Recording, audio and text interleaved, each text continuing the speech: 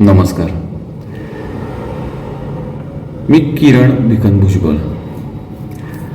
माझ्या व्हॉट्सॲपवर एक पोस्ट आली होती.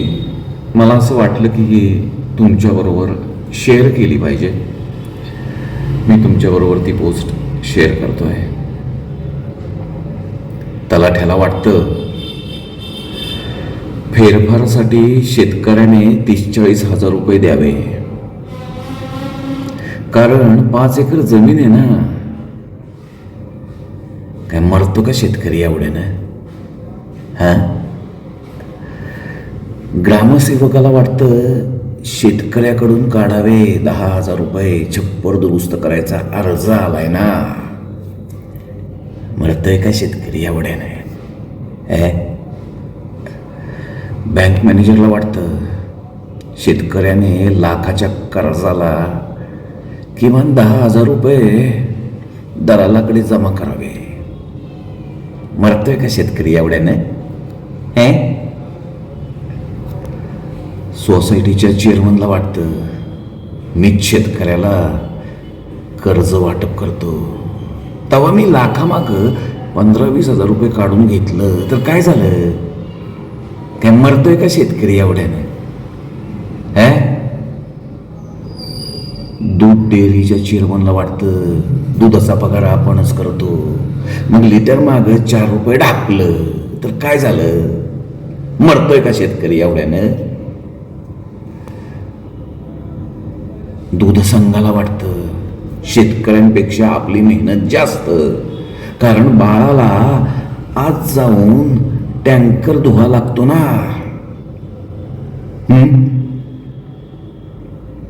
मग करा दुधाचं फॅट कमी, काढा लिटर माग 5 रुपये भाव. करा 5 रुपये भाव कमी. मरतो का शेतकरी एवढ्याने? म्हणजे झाला दूध संघ करोडपती आणि लागला पठारावरच्या इलेक्शन जिंको. व्याजानं पैसे देणारा सगळं सोनं नाणं तर हडप करतोच आणि शेतीलाही गिऱ्हाईक शोधतो. एवढ्यावरच त्याचं भागत नाही भागत त्याचं, तर शेतकऱ्याच्या चिमुरडीलाही चिरडण्याचा प्रयत्न करतो. मरतो का शेतकरी एवढ्यानं? मरतो का शेतकरी एवढ्यानं? भाजी मार्केट दलालांना वाटतं शेतकऱ्यांची पट्टी कधी देऊच नाही, सगळा पैसा घाशात घालावा. मरतो का शेतकरी एवढ्यानं? असं त्यांना वाटतं. साखर सम्राट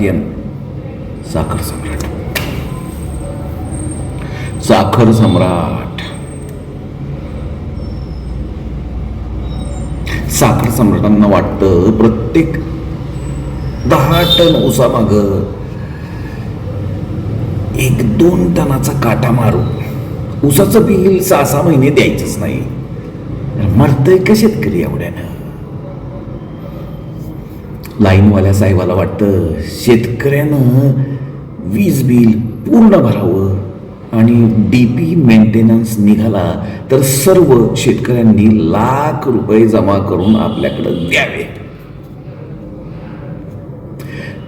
आणि ते आपण मोठ्या साहेबाला पकडून अर्धे खिशात टाकावे.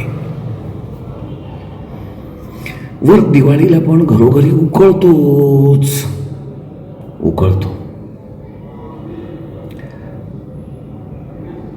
मरतो का शेतकरी एवढ्यानं? अरे जगलच कसा? मरतो का शेतकरी एवढ्यानं? गावगुंडाला वाटतं आपल्यालाही मोकळ्या 10-15 हजार मिळवायचे असेल तर करा त्या शेतकऱ्याच्या शेतीचा रस्ता बंद, करा खोटा नाटा आरोप आणि उकळा पाहिजे तेवढे पैसे. मरतो का शेतकरी एवढ्यानं? अरे जगलच कसा? कृषी विभागातील साहेबांना वाटतं शेतकऱ्यांसाठी आलेल्या योजना आपल्याच बापाच्या आहेत, त्या विकूनच खाव्यात. मरतोय का शेतकरी एवढ्यानं? खत बियाणं दुकानदाराला वाटतं बोगस खत, बोगस बियाणं. शेतकऱ्याला कधी नगदी तर कधी उधार देऊन आपण आपला नफा करून घ्यावा. मरतो का शेतकरी एवढ्यानं? शेतमजूर तर मजूर देऊन वर दारूची मागणी करतात. शेतातला भाजीपाला पाहिजे तेवढा नेतात, नाही म्हणाला तर निघाला काम सोडून. मरतो का शेतकरी एवढ्यानं? शहरातल्या लोकांना वाटतं शेतमाल भाजीपाला 100 रुपयात वर्षभर पुरेल एवढा द्यावा.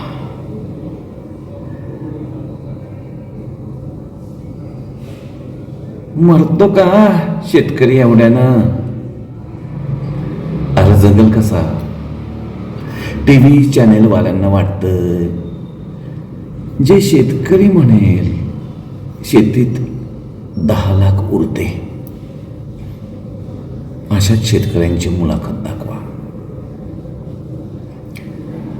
आणि उकळावं लागवर. मरतो का शेतकरी एवढ्यानं? विरोधी पक्षाला वाटतं आपली सत्ता आणायची असेल तर शेतकरीच महत्वाचा, आणि सरकारला वाटतं शेतकरी हीच देशाची खरी समस्या आहे, म्हणून शेतकरी कमी झाला की देशातील सर्व समस्या संपतील, म्हणून पहिले यांना संपवा, देश आपोआप सुधारेल.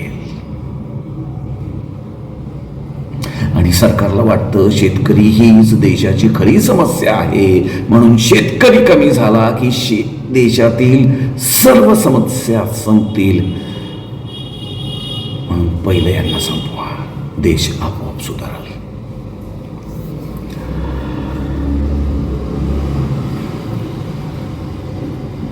अजून कोणाचं काही राहिलं असेल तर हिसाब न देता काढून घ्या, कारण मी शेतकरी राजा आहे आणि माझा देश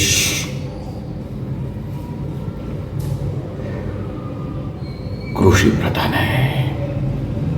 मीच राजा, मीच प्रधान. मग दोष कोणाला?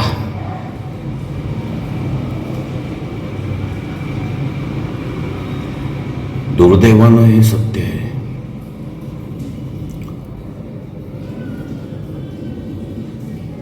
हे कोणी लिहिलंय मला माहित नाही, पण ही पोस्ट वास्तव मांडते, मनाला भिडून गेली, म्हणून शेअर करावीशी वाटली.